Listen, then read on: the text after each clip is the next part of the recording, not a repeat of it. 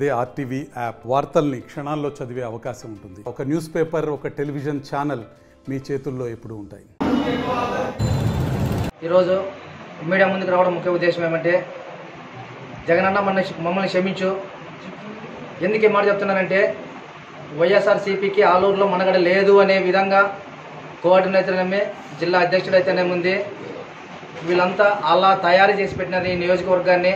ఎందుకు ఈ మాట చెప్తున్నానంటే, ఇరుపాక్షి అనే వాళ్ళు భ్రమలోనే ఉండారు. కానీ ఇరుపాక్షికి ఎంత ఓటు బ్యాంక్ ఉందనేది వాళ్ళు తెలుసుకోవడం లేదు. ఇక్కడ ఆలూరు నియోజకవర్గంలో చిప్పగిరికి ఎక్కువ, ఆలూరుకి ఆడంగా.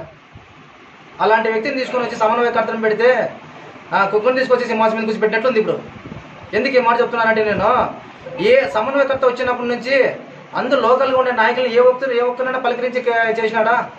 ఏమైనా ఫోన్ చేస్తే వస్తావా రావా పీకేళ్ళ, వస్తావా రావు పీకేళ్ళ అంటే 13 సంవత్సరాల నుంచి 13 సంవత్సరాలు కాండవా వేసుకుని జెండాలు పోసిన వాళ్ళు వస్తావా రావు పీకేస్తానంటే ఏమి వాడు పెట్టిన పార్టీ అయితే జగనన్న పెట్టిన పార్టీ. కాబట్టి జగనన్న అడగజాలు నడాలని జయరామన్న అనుచర వర్గంగా జగనన్నతోనే జయరామన్నతో ఉంటామంటాం. కానీ నువ్వు భయపడిస్తే భయపడతామా?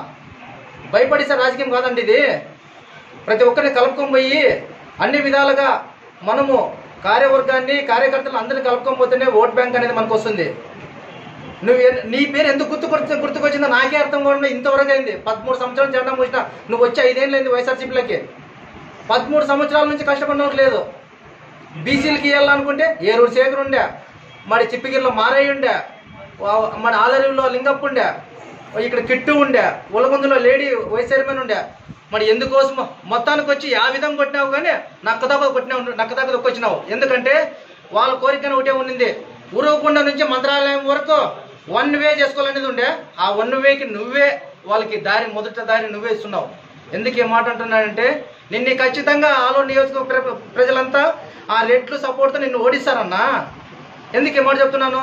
నువ్వు ఓడిపోతే వాళ్ళకి సంబంధించిన వ్యక్తి ఇక్కడ నియోజకవర్గ ఇన్ఛార్జి తీసుకొని 2029కి వాళ్ళే క్యాండిడేట్ అవుతారన్నా. ఇది తెలుసుకో. ఫస్ట్ తెలుసుకోకుండా కాలు పెట్టినావు, ఇంకేం లేదు. ఇంకా వీటి వరకు ఇరుక్కున్నావు. ఇంకా కొంచెమే ఉంది. జనాల్లో నీకి నీ అనుసర వర్గానికి తగిన బుద్ధి చెప్పి, ఓటు బ్యాంక్ ద్వారా బుద్ధి చెప్పి ఇక్కడ ఏమనేది ఎక్కడనేది నిర్ణయిస్తారని చెప్పి నేను ఈరోజు మీకు సభకు తెలియజేసుకుంటున్నాను. మరిన్ని వీడియోస్ కోసం ఛానల్ ని సబ్స్క్రైబ్ చేయండి. లేటెస్ట్ అప్డేట్స్ కోసం వాట్సాప్ ఛానల్ ని ఫాలో చేయండి. అండ్ లింక్ డిస్క్రిప్షన్ లో ఉంది.